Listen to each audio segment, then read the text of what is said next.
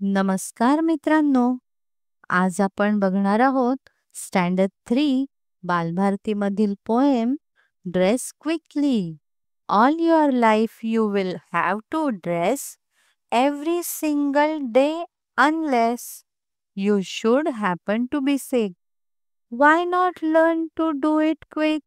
Hang your clothes the proper way so you will find them fresh next day. Treat them with a little care. Fold them neatly on a chair. So, without a bit of worry, you can dress in quite a hurry. Think of the slovenly goobs before you strew your clothing on the floor. This poem is written by Gelett Burgess from More Goobs and How Not to Be Them. This humorous and thoughtful poem teaches us the importance of self-discipline, neatness and personal responsibility. ही कविता आपल्याला self discipline म्हणजे चांगल्या सवयी लावून घेणे, स्वच्छता राखणे, नीटनेटकेपणे राहणे ह्या गोष्टींची जाणीव करून देते.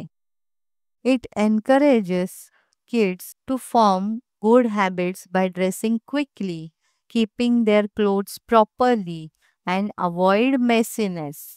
ही कविता आपल्याला एनकरेज करते की चांगल्या सवयी लावून घ्यायला पाहिजे.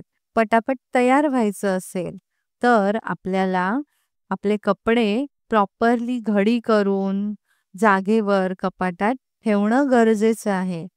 त्यामुळे मेस होत नाही, म्हणजे कपडे इतरत्र पडून राहत नाहीत आणि खोली सुद्धा आपली स्वच्छ दिसते.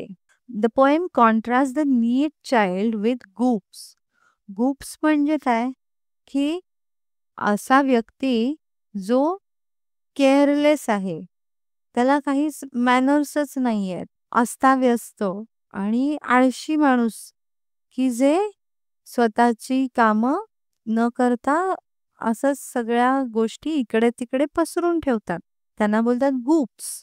तर आपल्याला गुप्स सारखं नाही बनायचंय असं सांगून कवी आपल्याला स्वच्छतेची, नीटनेटकेपणाची सवय लावून घ्यायला सांगत आहे. स्वतःची स्वच्छता राखणं आणि कपड्यांची योग्य काळजी घेणं ही चांगली सवय आयुष्यभर आपल्या उपयोगी ठरते. तर मुलांनो, आवडली ना ही कविता तुम्हाला? आणि असेच छान छान व्हिडिओ बघण्यासाठी आमच्या चॅनलला लाईक, शेअर आणि सबस्क्राईब नक्की करा. धन्यवाद.